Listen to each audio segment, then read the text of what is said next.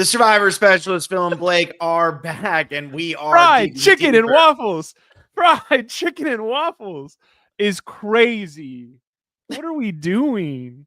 What's so funny, Blake, is I feel like you would be the one who would be dancing and the most obnoxious while all of that was going on if you were in the moment. In the confessional, being like, I did it on purpose to mess with. Well, I mean, the problem is, Blake, they would never air that confessional. So you would never get the confessional of you being like, that was the worst 5 minutes of my entire life. But I was going to pretend that I was having a great time, because how else to get through the worst 5 minutes of your life? But they would have never aired that confessional. So everybody been like, dude, this guy, Blake, sucks. Dude, he's savory. He's sweet. It's what we want to eat. I was just like, oh my God, get me out of this.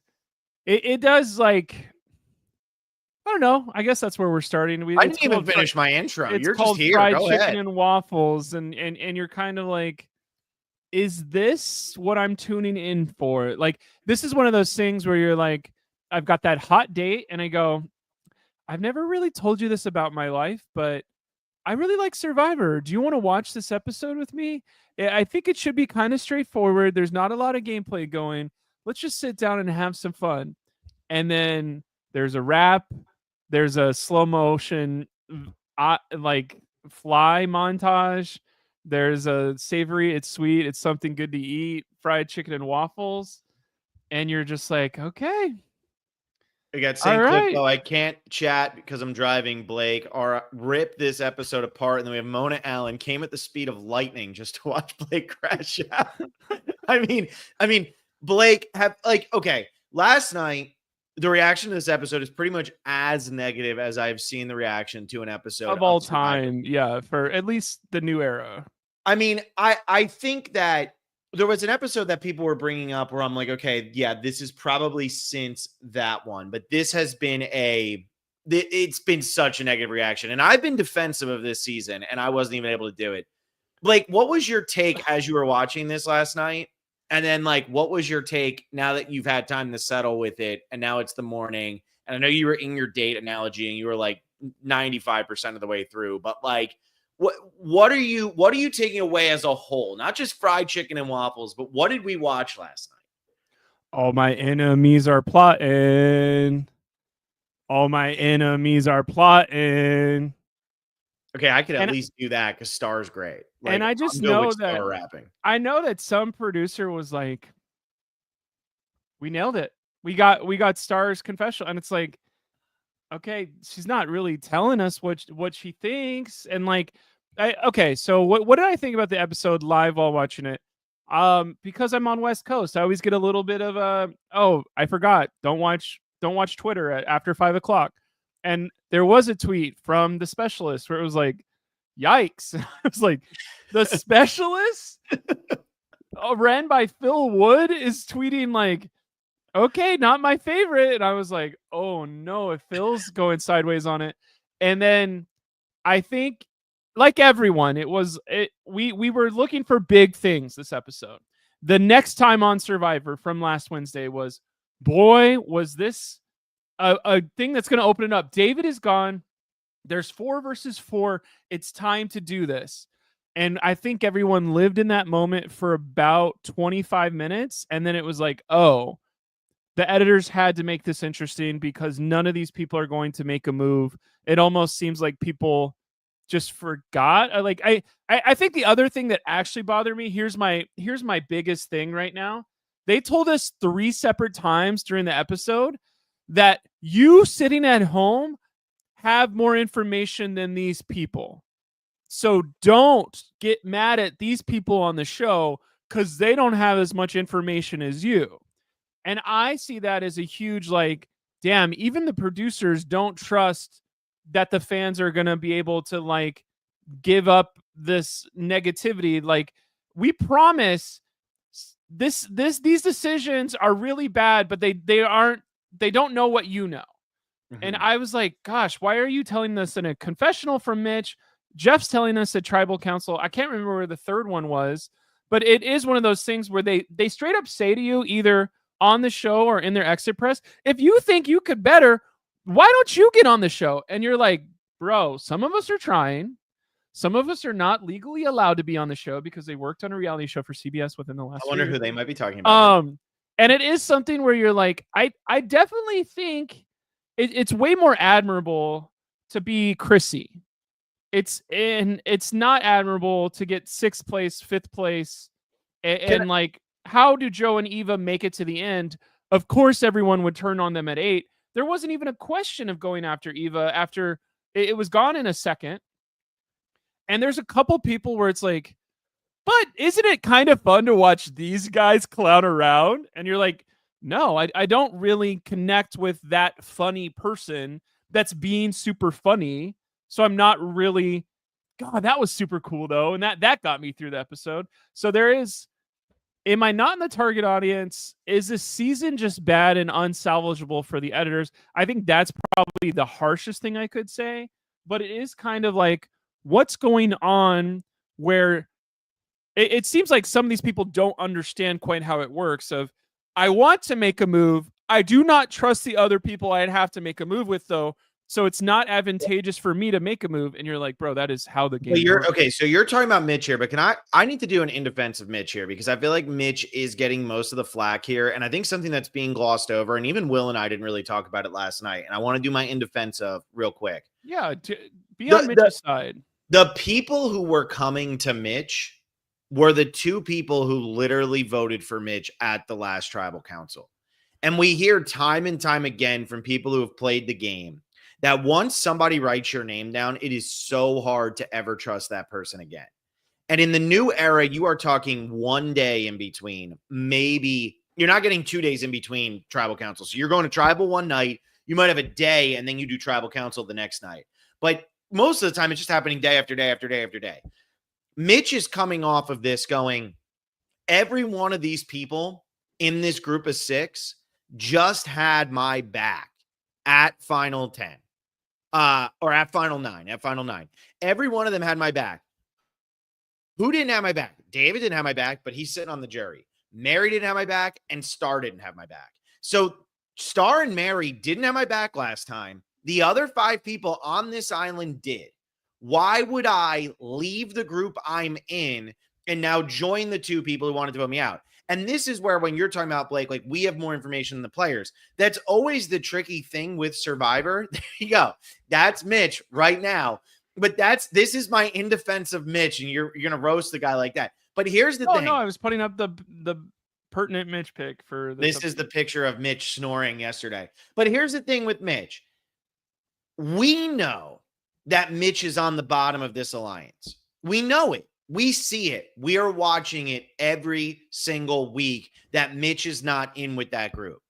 But Mitch doesn't necessarily know that he is 6th. The edit is not telling us where Mitch fits with every single one of these people because Mitch's story has not been front and center. We're not getting a lot from Mitch's point of view. So to us as an audience, we're going, Mitch, it's so obvious that group wants nothing to do with you. But we're also hearing that group say it time after time after time after time because it's the only thing they talk about.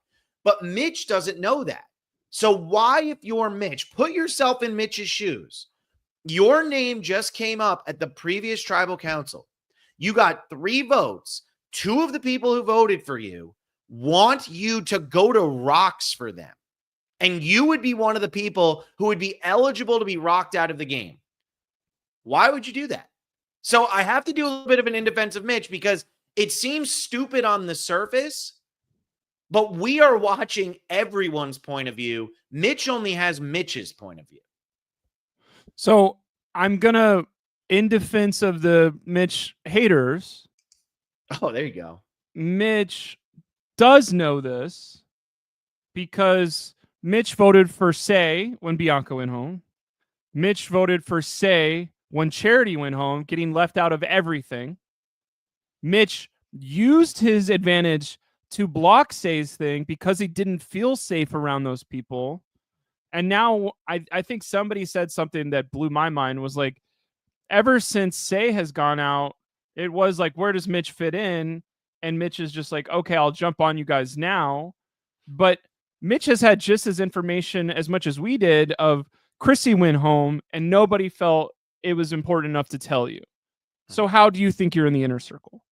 Because and then votes by these people. That's what it comes down to, though. Then you're a bad. Then you're not a bad player, but maybe you need to think a little deeper, and maybe that's what we're hoping for. And I truly understand.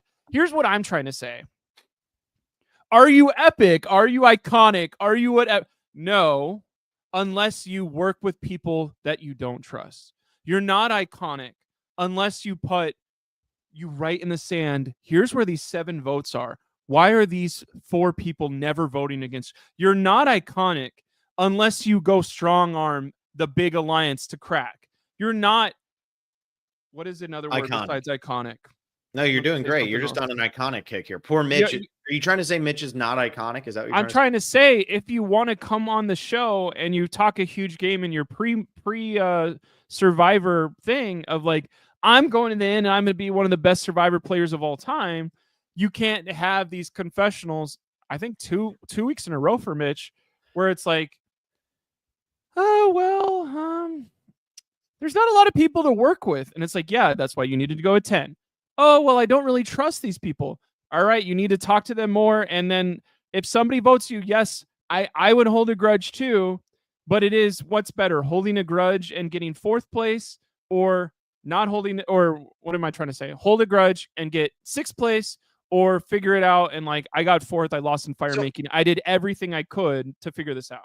Do you think that if you're Mitch right now, you're a huge Survivor fan, you've watched the older seasons and everything, you've seen the people who are just the last remaining number, who all of a sudden you become a positive person, right? Like if you get the final 7 and the alliance of 6 is there and you're kind of the 7th, now all of a sudden you fit in.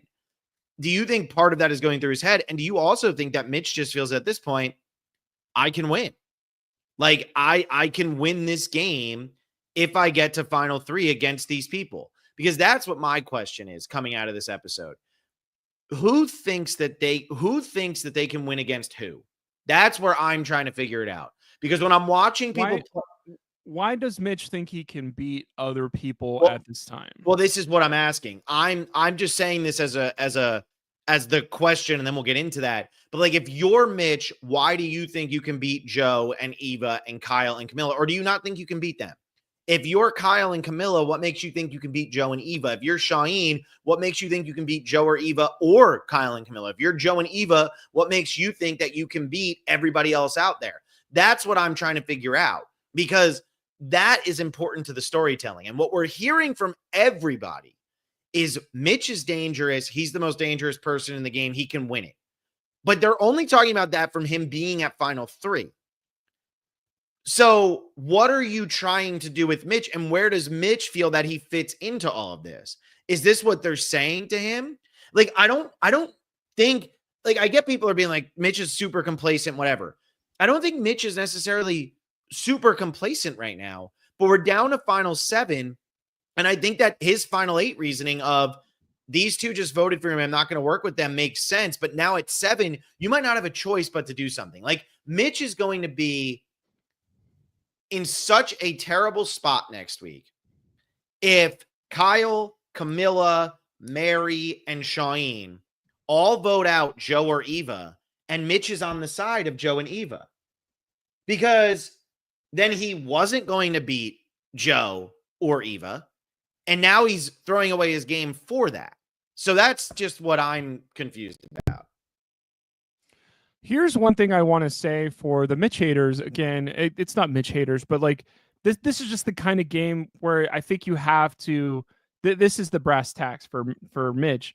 Who are you closer to than they are closer to somebody else? Like, you can't look at Joe and be like, I'm super close to Joe, because he has at least 3 people in front of you. Same thing with Eva. David and Mary were way closer to each other than him. Like, he's not close to the people that are going. I don't really trust Star at all. It's like, okay, then who are you close to that you are going to rely on? Yeah. And do you not understand that Survivor is this thing of relationships? And if your number 1 alliance that you're super close to, the last person that we could say that for is Charity, that was legitimately like 8 days ago now. And we need you to be able to get close to somebody where I will, like, every time he was taking on a reward, like one time it was, He's just really hungry. Mm-hmm. And so I think the magnifying glass has been on Mitch because he is the one who needs to make his relationships better, his place in the game a little better to have a chance to win. And I think it's just an easy point to go, everybody else kind of has a duo that makes sense to stick around. Like Camilla can live without turning over the apple cart because Kyle is the workhorse of the apple cart and she's with Kyle. Like, okay, maybe I'll sneak in at the end. Kyle already saved her once too when this was presented. Mary doesn't want to go after the Joe and whatever because, oh, David's working with them. I'm working with David. I can sneak in at the end. Those all make sense. Star should have, I mean, how do we get Eva's idol back for Star? Like that's something where I'm like, I'm surprised that wasn't even said out loud. Supposedly in the exit press, Eva was targeting Star the next day after Star gave her the idol. I mean, immediate. I think that's something where I guess that's why that's not in the edit, because Eva needs to be a hero, because that's what we've decided for her in the greater scheme of things. And if we have somebody be like, Eva, didn't she just give you an idol? Why do you want to vote her out? There's no real answer to that of, oh, she can't say that and be, I'm on honor and stuff above all, when it's like that person helps you in the game more than pretty much everyone besides Joe. Mm-hmm. And I think what's interesting is like, we're trying to make this episode of Digging Deeper interesting when it's like, what was your favorite part of the episode? It's like nothing. And so I can't imagine being the editors right now trying to take that. And is it just one day or was it 2 days? Because there was a reward challenge and an immunity challenge of like, this wasn't an explosive day. There wasn't any change really. And we had 3 people that needed to have some agency all sit on their hands.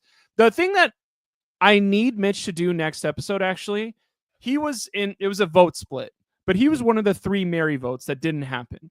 If you're in a vote split and you're voting for the person that didn't go home, that means they don't trust you and they don't want you to flip shit. Yeah. So I'm sorry if you don't know that. Blake, do you know that because you have all the information, or should that be readily available if you listen to podcasts before you go out to Fiji? Hey, by the way, if you're trying to prepare for the new season of 49 or 51, if you are part of the vote split that doesn't go home, nobody trusts you to follow through. Yeah. And they're doing a contingency plan without you. So who is going to go after Joe and Eva? Joe winning that immunity challenge, did it just, it was clearly Joe at 8 and then he won immunity. Well, then how are you not, but we're going to get rid of Eva? So, and that never happened. So I don't think I can trust any of these players pretending like we were going to go after them. I think that's the biggest confusion. And that's what Will and I talked a lot about last night, was with Joe being immune. This had like an old school Survivor feel of Joe's immune. And now the question should become, will they get rid of Joe's closest ally or will they stick to the status quo? And rather than the question becoming, will they get rid of Joe's closest ally or stick to the status quo? It was, which member of the status quo is going home? Like, which one of those 2 is just going to be booted from the game? And that's like an instant switch too. Yeah, that's what really confused me. Like, why wasn't Camilla more worried now about saying, well, why don't we get rid of Eva? And I think that's what really, really bothers me. And yeah. So anyway, that's just where I come from in this entire situation. And I know I said this on the Patreon earlier today, but I think what killed me about this episode is I thought this was the final 9 episode. I thought that's what this was going to be. At least twice. But I like, said there's only 5 people left. And it was like, no, there's 7. I was like, what? I said to everybody, though, get through the final 9 and we're going to be good, because then they're going to start to go at each other. And I said, we're going to get a predictable Star boot at final 9. And then David went, and I said, man, it sucks that David went, but maybe we skipped the boring episode. Maybe they're going to start playing. And then it went to the worst version of what I thought that final 9 was going to be. And that's what killed me. We have Philip in the chat, probably ready to just get random strays from you, Blake, for no reason. Philip? Yeah. The sheer fact that Jeff referred to it as fried chicken and waffles shows that man is not a true chicken and waffles connoisseur. I was thinking the same thing. You go to a restaurant. You were joking saying you were at Roscoe's earlier today. Oh, I had to get lunch at Roscoe's. Did you actually go to Roscoe's or no? No, I went to California Chicken Kitchen, but same thing. No free sponsors. But it's always chicken and waffles. You don't say I want fried chicken and waffles. You say I want chicken and waffles. Like if somebody gives me a piece of grilled chicken with my waffle, I am throwing that on the ground and stomping on it. They get a 1-star review. I'm probably saying that they have like termites everywhere. What is it? Not termites, cockroaches.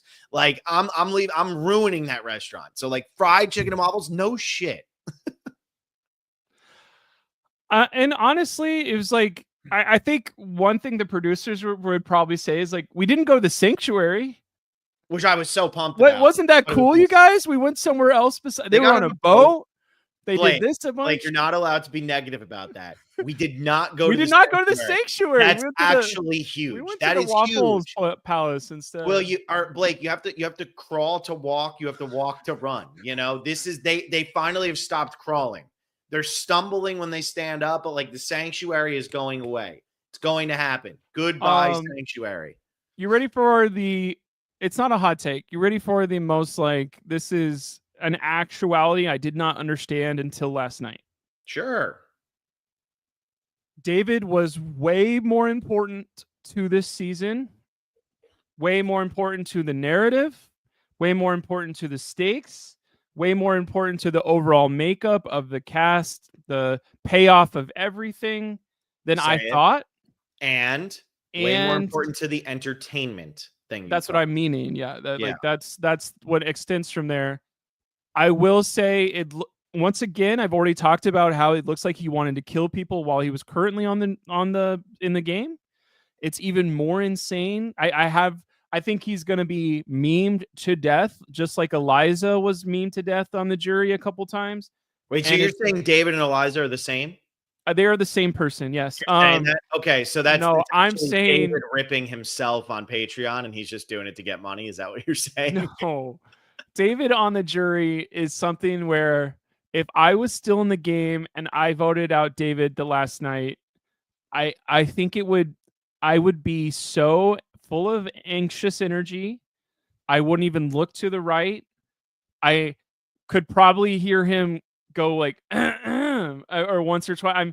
And my friend who I don't mention by name, but like he said, has anyone ever broken the like you can't talk from the jury and talked to the current players?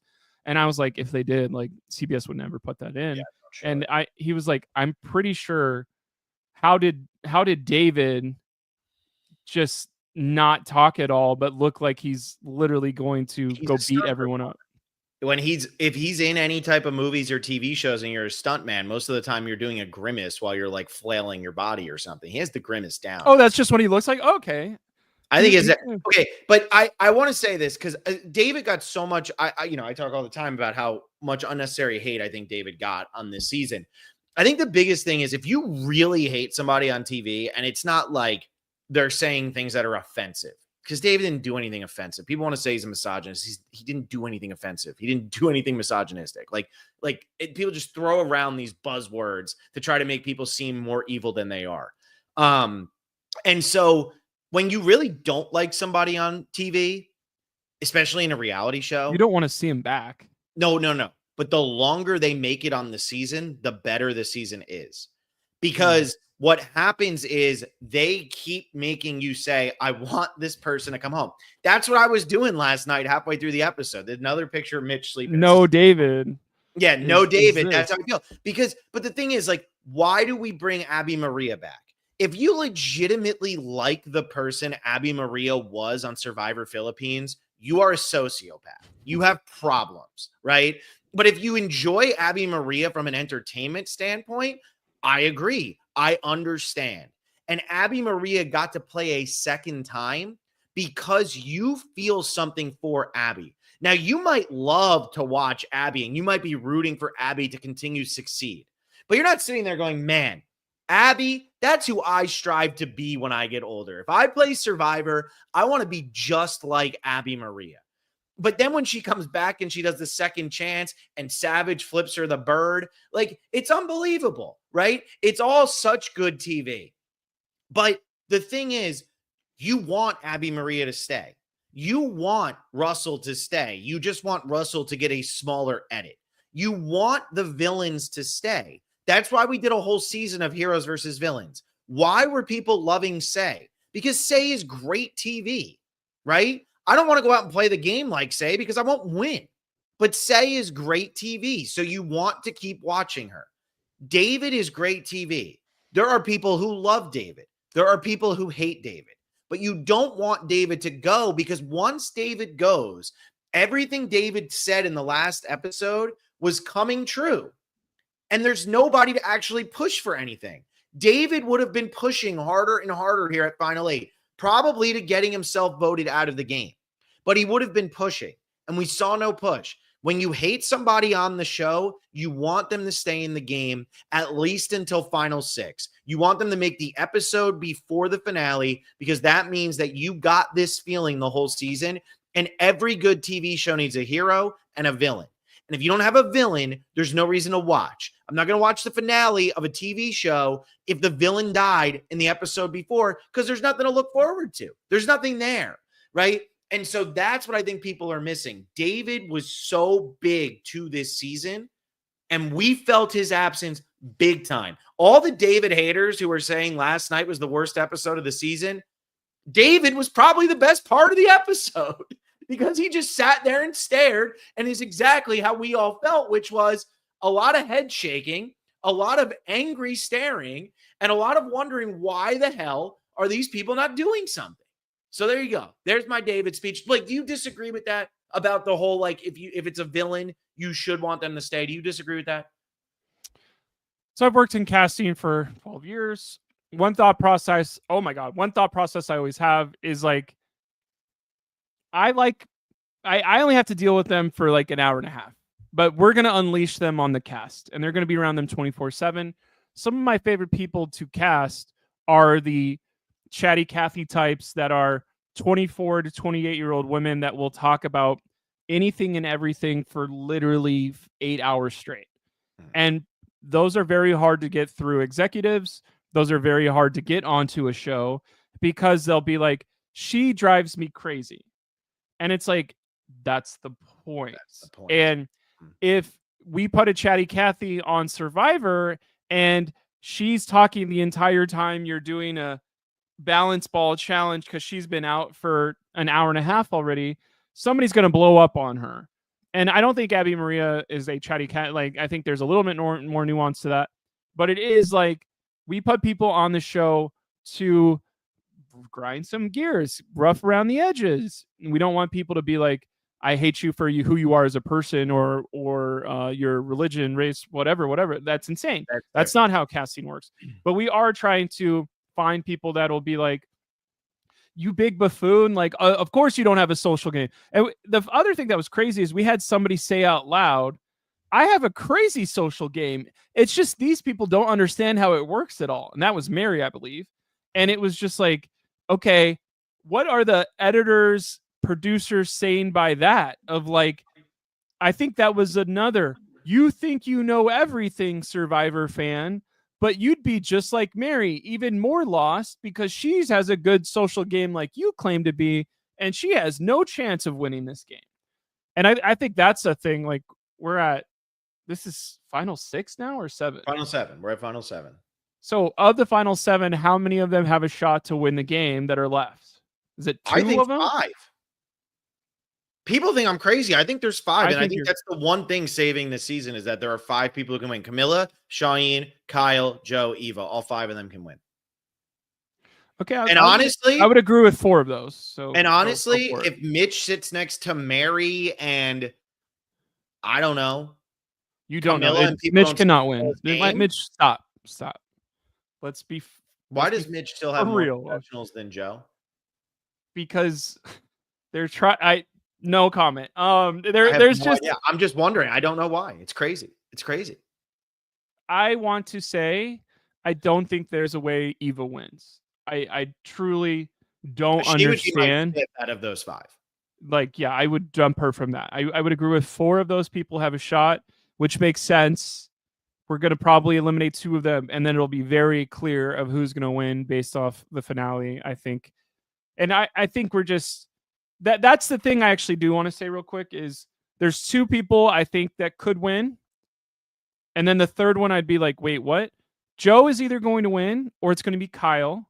And I think that'll be it makes so much sense whenever they give us that last 2 hours of content and we're all going to go, okay, that was either satisfying or I hate the other people for not making a move. More likely people are going to go, I hate the other people for not making a move. If Shaheen wins, I think this editing was absolutely awful. See, what's funny is everybody, I said last night that I thought Shaheen take a big loss last night, and Will said, no, I think Shaheen's still going to win the game. I think that was a good episode for him. And the chat and the comments are pretty much agreeing with Will. People are feeling like Shaheen's there, but I'm kind of in agreement with you where I'm getting kind of lost in what Shaheen's story is here. And I feel like a win from him would surprise me a little. I still think Joe, though, I'd probably put Joe at 4th. I think I'd put Shaheen ahead of Joe with likelihood to win. I don't care. And I think here's me putting some stuff down. Let's see if we could pick it up. There's no spoilers here, but it really made sense to Joe to go home last night. It did. Buddy won immunity. So are we headed for Joe has immunity a couple of these times where it would have made sense? We couldn't make the move because the numbers didn't make sense, or he won immunity, or the numbers didn't make sense, or he won immunity.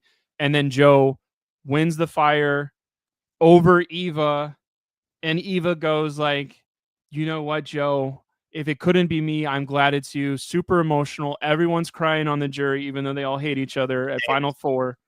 And then David's not crying. David has fire in his eyes. David still has not moved. He's still in the same position. David's still like Joe beats Eva at fire. It's the only way that Eva could possibly go. And then it is kind of what are you talking about? I'll figure out my beef with David. And then everyone else goes, yeah, Joe was pretty likable and it was crazy last night. I think this is a great comment from Daryl Seymour. Joe got a negative edit this episode with Mary calling out his jury management. I think that was really bad for Joe. I think that was terrible for Joe because Mary right now is somebody who we as an audience are being led to believe is just along for the ride. She's had no merit in anything. She hasn't been the influential vote in anything. She's been lucky to survive. She keeps getting duped. And now here she comes saying, this guy's so transparent. He's just trying to work me for the jury. I don't feel like that's a good thing. I feel like that's a bad thing. I think that was portrayed and displayed to us as a negative for Joe, not a positive for Joe. And I think right now, here's the deal with Joe. Joe's a good guy. Joe's a very likable guy in real life and on the show. The players like him, fans like him, everybody likes Joe. There's probably not a lot of negative to show of Joe if he's going to lose. So they're trying to find what they can. And this felt like one of those things that they were trying to find. And it makes sense to me that they would include this if Joe loses. But I'm not trying to disagree with you on everything. It seems like you are. That did seem like a negative thing for Joe. I think there's more negative for every other person in the game where maybe they're just trying to balance it out so it's not as obvious. What's the negative for Kyle so far? The whole episode of him getting caught with his pants down of like, why don't you want to vote out Camilla? And he has no response. But that person went home. And the only one who was worried about it was David, and David's gone. No, I get it. But I'm saying if somebody pulls a gotcha moment at Final Tribal and Kyle drops the ball in the end zone, that's going to make sense to me. So, I want to hear this because that's a good response. What about Camilla? What's the negative for Camilla? Camilla would have been gone at least 3 times if it wasn't for somebody else. And I think the jury will be able to understand that of how are you saying that's your good gameplay when that was a decision Kyle made. And what's the negative for Shaheen?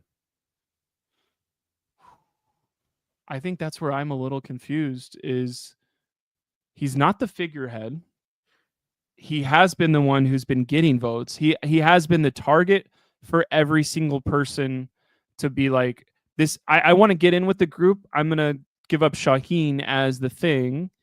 And I think there's at least been a couple times where somebody said, we're going to lie about our relationship with Shaheen to smokescreen another player So a lot of people are going to be like, I thought Shaheen was closer or did more, and then it's going to be like, that wasn't Shaheen's thing. And then they're going to be like, wait, I thought Shaheen was the mastermind this whole time. I think the crappy answer about this season is there isn't a mastermind. It's just kind of this does make sense for all of us to go, and there's no counter mastermind to take us out. So until Mitch wins. Mitch wins 48. Dude, I'm telling you right now, Mitch is getting a weird Ben Katzman type edit where I think he could be the 0 vote finalist at this point, where he gets there but has that whole thing of everybody likes me, but I wasn't able to make my own moves. Mitch getting a confessional in every episode is pretty wild to me, and especially how many he's gotten is pretty wild to me for somebody who has had literally no control over anything that has happened on this season. I think that's crazy. And that's what I kept saying with Ben. People were like, well, Ben's me. I'm like, but there's something here. And he made Final 3 because of it. I think Mitch, like, I would be more surprised if Mitch went home next week than I would if Joe or Eva went home next week. Okay. I could agree with that. Of if you were going to vote out Mitch, it wouldn't be at final 7 because you need to get a threat out at final 7. And Mitch is no longer threatening to anybody's game. I agree with you there. I think what I'm missing from this season, and maybe I miss this from a lot of seasons, but I think it would fit in perfectly here. And maybe Mary had some of this juice and it just wasn't shown in her confessionals at all. But like who was going to make fun of, like, I can't believe Jeff made us sing about chicken and waffles. That was so eye roll or whatever. Or Shaheen has funny jokes all the time, but I'm just laughing so I don't get voted out. Like, I haven't really liked his jokes. Like, yeah, everyone's ha, but he says the same jokes every time or whatever. And then like Joe wants to be somebody who's like not, I guess the way to say it in Australia is like take the piss out of the whole thing. And you're like, who is going to do that of like not agree with everything Survivor's trying to do? We need somebody to be a little bit contrarian of like, I think there were people, but they just don't show it. I think that's the problem. And like, I need that Survivor to build the narrative of like, give me somebody to agree with or disagree with instead of like Survivor has decided what the narrative is. Mm-hmm.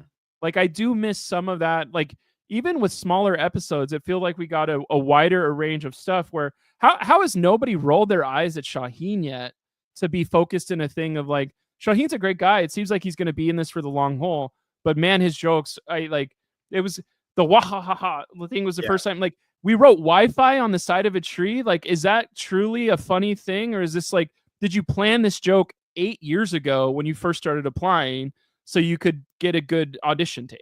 Like, I don't know what's real.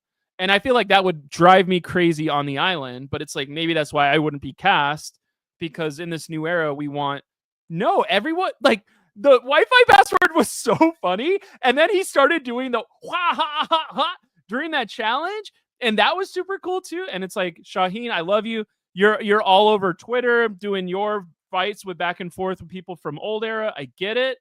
But maybe there's going to be some people of the 4 million people that don't immediately go, that's the funniest person I've ever seen. It sounds like you might be one of those people. I don't know. Maybe. It's salty. It's sweet. It's salty. It's savory. It's sweet. It's what I want to eat. It's savory.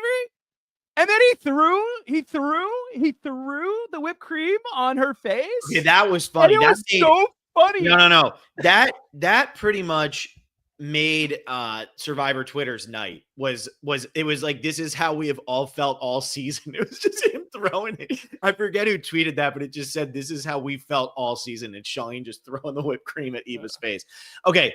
Let's talk about this show. One final thing. We got some people being like, some of these people are going to win.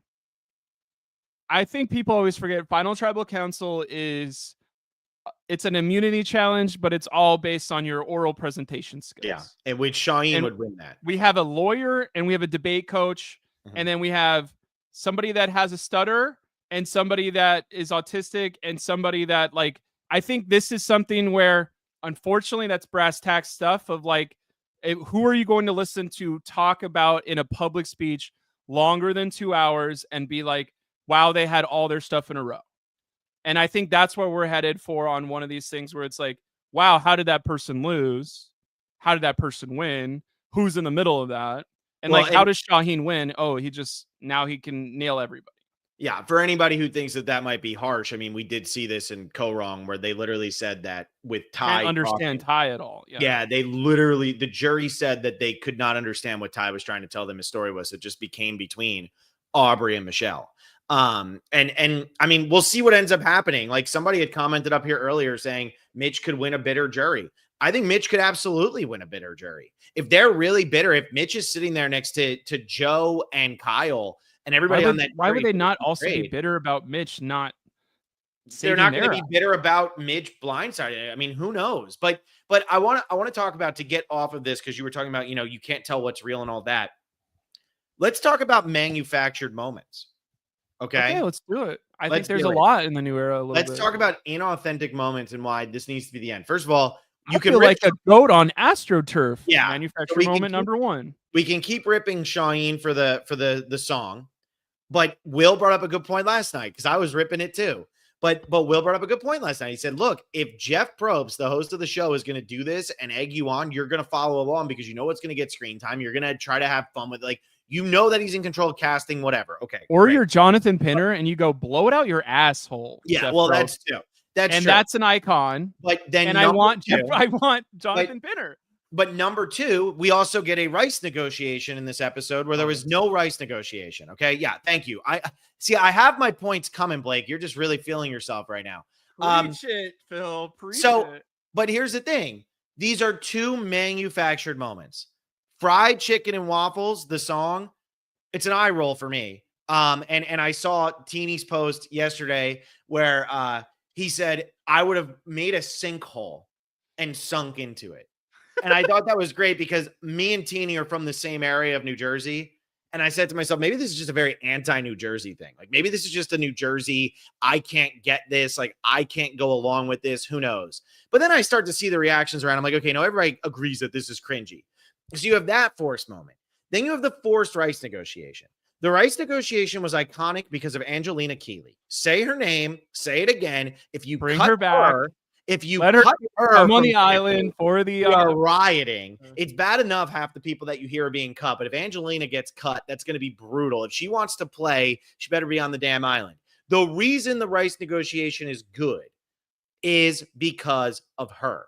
Okay, every one of these in the new era has been terrible. It's so forced. You're going to give up this many people, blah, blah, blah. Last season, we gave up our shots in the dark. It is done. We need to never see this again unless you get a Drew Christie level of delusion. Okay? That is the only way I am willing to sit down and watch the rice negotiation ever again. Stop forcing these things, because when you force it, it's never that good. Okay? This rice negotiation took up less than a minute and a half in one of the worst episodes of Survivor I have ever podcasted about. Okay. It still took up less than a minute and a half because it was that irrelevant and that boring. Stop doing that. I'm over it. I think everybody is over it. And look, I feel like I am probably, as much as this might surprise people, I feel like I'm more positive than a lot of people in this community when it comes to the show. Okay. I back up Jeff on a lot of what he does. I back up the cast on a lot of what they do, whatever. But when it comes to this forced BS, nobody wants it. The only one who wants it at this point, I think, is Jeff. We need to cut it. We need to cut it. It's not good. That's the one thing somebody listens to me about. That's the thing I want. Stop forcing the manufactured stuff. It's never as great as you're thinking it is. The Eva and Joe moment might be the best moment in the 48 season run of the show. And that was not manufactured. It just took place because it was two people in a real situation.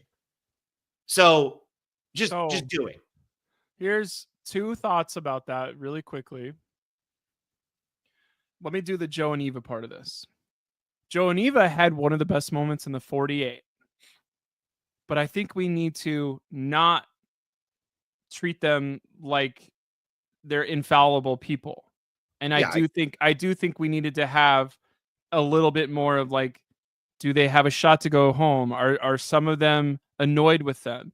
I don't know if the people on the island saw that and were like, we can never vote either of them out. I need to align with them. That looks like that happened a little bit to build an alliance with. But if they never go home, I'm going to understand the editing on this. But I wish there would be a little bit like it's very hard to connect with Eva, and we learn about that part of the social situation. Or I don't know what I'm doing. If Star ever said, I don't know what I'm doing wrong, I gave Eva an idol and it still feels like we don't have a good relationship. And honestly, I'm does she feel like she needs to ask for the idol back? Is she mad that it didn't do anything? Like, we didn't get any of that layer of their game. And I do think it would be like, well, because it kind of puts Eva in a bad light. And it's like, I think we can have that moment a month and a half ago, relish in that moment. That was so amazing. And then still have Joe or Eva take a villain swing instead of like, well, because they did something really cool in episode 4, we can't have them have anything other than hero moments for the rest of the season, or that'll cheapen that. See, and it's like, go ahead. Sorry, I don't want to. Go ahead. You're good. No, I'm at the end of that one. You go. Okay, you're at the end of that one. So see, for me, I do feel like they've shown more blemishes of Joe. I think Eva's been a little bit more protected, because when I'm hearing that she's targeting Star immediately after Star gives her the idol, honestly, it feels like the editors are protecting, but also like, let's see Eva be cutthroat then. Like, if the point of this so much cooler than what we right, and I think I hope that nobody takes this the wrong way. So I'm just gonna, I'm gonna say this, and if it comes across as uneducated, I apologize. But if the point with the casting decisions is to put somebody like Eva on, who is the first person we know going into the game is on the spectrum, right? She has autism. She's very open about that.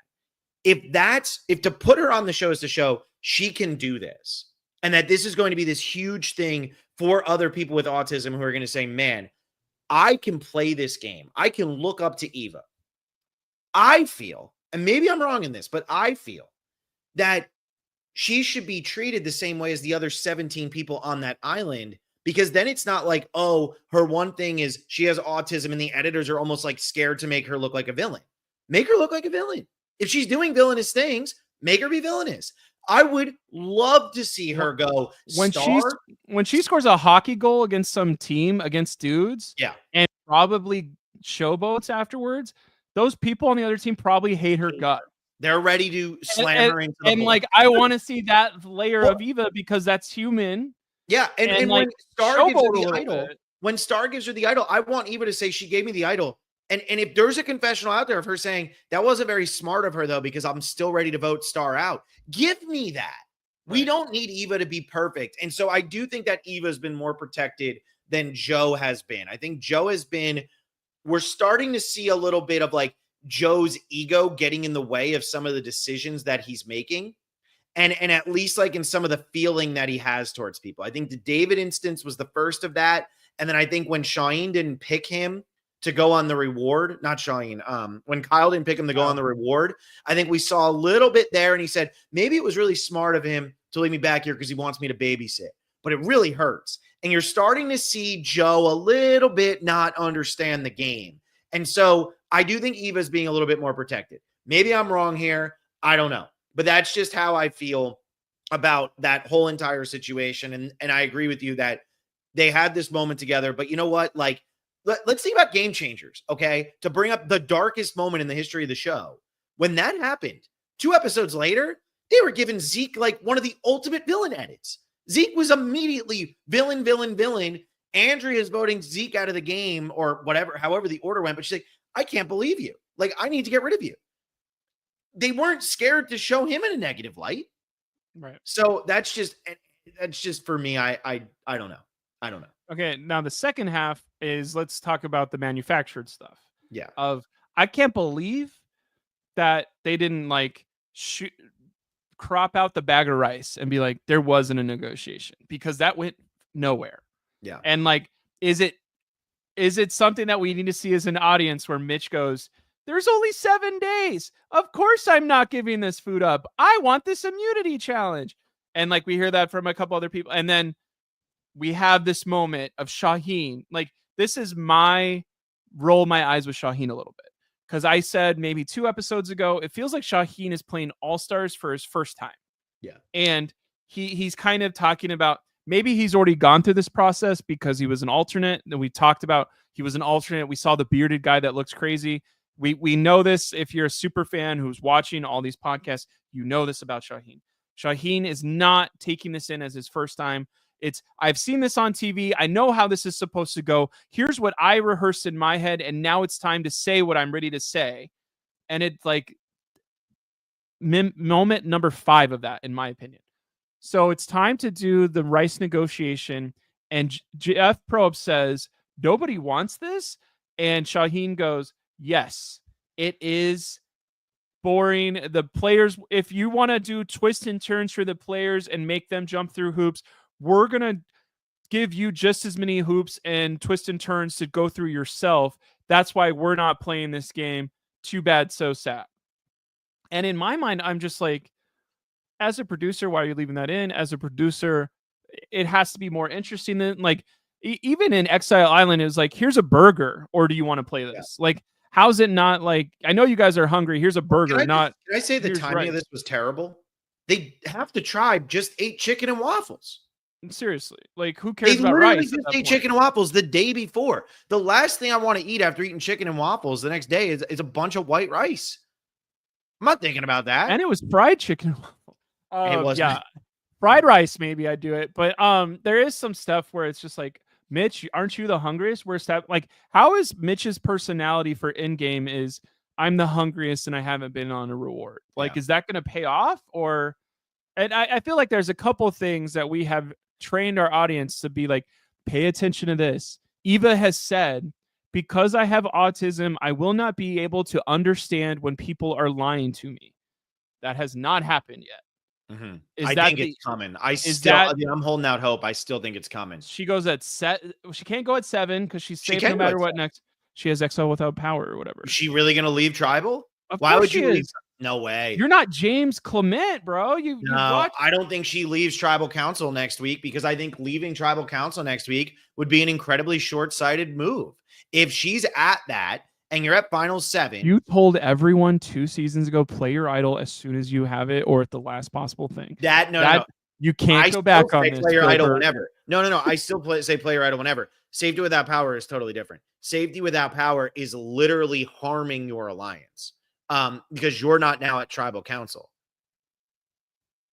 That's just my opinion on that. But I don't know. I could be wrong. Either way, I think that either Joe or Eva. Last person played it won the whole season. So what? Rachel played it and won the whole season. So yeah, well, she needed to. She didn't have a choice. I mean, if Eva gets 7, see, the thing is, I don't think Eva or Joe will see it coming when it is their time to go. I don't think they're going. I think they're in the final. I still think you're crazy. I think they're in the final 4. I would be surprised at this point if both of them make the finale. I would. So who's going home at 7? I think one of them. I'm going to hold out hope. I think it's one of them. I do believe that Shaheen, Kyle, Camilla, and Mary are going to get together. I think that's going to be the group of 4, and I think they're going to vote out Joe or Eva next week. I'll use my safety without power, and I'll give my idol to you, Joe. They're not going to know. Why would you give up your idol? Your idol's good through 5. If you feel that good about your position in the game, good enough that you feel like Joe is going to be loves safe. Joe that much. No, dude, but Joe's not going to play it. Joe doesn't feel in danger at all. All right. I mean, you might be right. This could just go down as a very straightforward by the book season. It's Pagong and the like. Is it Kyle, Shaheen, Eva, and Joe to the end? That would blow my mind. But I think Kyle, Shaheen, Joe, Eva. You think that's the final 4? I mean, that's their alliance that they're sticking to no matter what. I don't see it. I don't see it. I don't. You might be right, but I don't see it. I don't. And the whole cast, if they made it past your rant against Shaheen earlier, I think that they're probably laughing at me right now. Here's an actual question for you. Do you think the season is going to get better? Yes. Or do you think we have plateau? Like the best episodes of the season are done and over with? I don't think it can get worse. I don't think it can get worse. I think that last night's episode was terrible. It was terrible. It was terrible in every facet. It's not even just the gameplay aspect of things, right? Because the gameplay might make total sense for every single person who is out there. Right. It was terrible because have gameplay that makes sense. That isn't. Yeah, it was just entertaining. put together so poorly. I was thoroughly bored the entire time.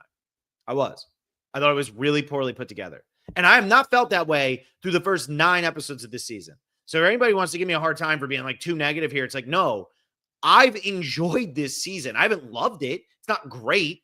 There are parts that I don't like. There are parts that I really like. But I think I was probably the most positive about this season out of any of the big, I don't know. I don't even want to say we're big, but out of any of the podcasters out there, I feel like I was probably one of the more positive on this season. Last night's episode was just bad. Just a bad, boring episode of TV. Could have been an email, right? People overuse that phrase, but last night's could have been an email. That's the episode. If you miss it and you watch the previously on Survivor, you're chilling, you're fine. But maybe it's a great setup episode. And maybe, Blake, when you go to watch this season in 4 years for Every Season Matters, we go through this and we go, wow, this season's really not that bad because we binge through this episode knowing the next episode is amazing. Right now, we are in a cave and we are neck deep in water. And we're like, man, if this gets any deeper, we're going to drown. But we could be about to get out of the cave. We just can't see what's there right now. I hope I don't drown. That was something that I was also thinking about is there's some bad seasons that we're rewatching, but on it's over and done with in 8 hours of watch it all on Paramount Plus, which is I'm on Team Nathan Fielder. I don't know if you watched that episode. Did you watch the rehearsal episode 2? Okay, everyone go watch the rehearsal season 1 first and then go watch season 2. I think this is a season that watching it live and getting all the inner mind work of like, what did Star like? Honestly, love Star's personality. I do think her not playing the shot in the dark is what are we doing? I do think she is talking a big game. She has not walked that game. And it is a unfortunate boot that she's going at 8 because she was fun and had a great personality. But I don't think she stretched any stretched any like strategic stuff to go further. And people were like, oh, bad cast for her. Yes, there was some people, but it did make sense to me of she's going home because she has played relatively worse than some of these other players. She did not make the relationships necessary. No. And it was just like, I want to root for Star, but I can't, I'm surprised she has made it to 8. She could have gone at 12, 11, or 10, and I would have been like, that makes sense. So I'm just glad she made it to 8. And it made sense why she's not going to really have a lot of confessionals, because even in her boot episode, she's like, all right, Mary, I'm voting for you. You vote for me. Like, nothing we can do. And it's like, well, that is not engaging. And then play your shot in the dark. It's a 1 in 6 chance. Nah. I think she thought she was good. I think she thought Mary was the one. And me and Will talked about that last night. I don't really one way or the other. I mean, that's just so disappointing to think that. Of like, I guess I could be snowed too. But in her final confessional and on her goodbye, Jeff, she doesn't go. Yeah, she doesn't go like, wow, you guys, I can't believe that happened to me. Mm-hmm. She's just like, oh, okay. Yeah. I mean, look, we dug deeper. I've now talked for over 2 hours, over 2.5 hours, because I did my Patreon episode too. Talked for over 2.5 hours about this episode. About your favorite episode of I'm done. 48. I'm done. I'm talking to Austin at 2 p.m. on Saturday. Quick, ask a whole bunch of questions, everybody, so Phil has to talk for under 35 minutes. I can smell my dinner is almost done. I'm ready to get out of here. Someone's like asking a question about 47. They were so bored about 48. Did you see that earlier? I did. Look, last year, would you have given up your shot in the dark? Blake, I really hope that next Thursday we sit down and we say, holy shit, that was good. Because last week, I feel like we had a really good time. We really liked that episode. You were putting pictures up. It was great. This week, Blake was like, I'm not getting pictures. I'm going to go for a walk. I don't know. He's only got one and he's about to put it up again. I can see the smile on his face. He's so excited. You literally can watch my face and know what's happening. There it is. There's Mitch. All right, everybody. This is what you should all be doing tonight. Rest up. Get ready for Saturday. I hope you all enjoyed this episode as much as possible. What's happening Saturday?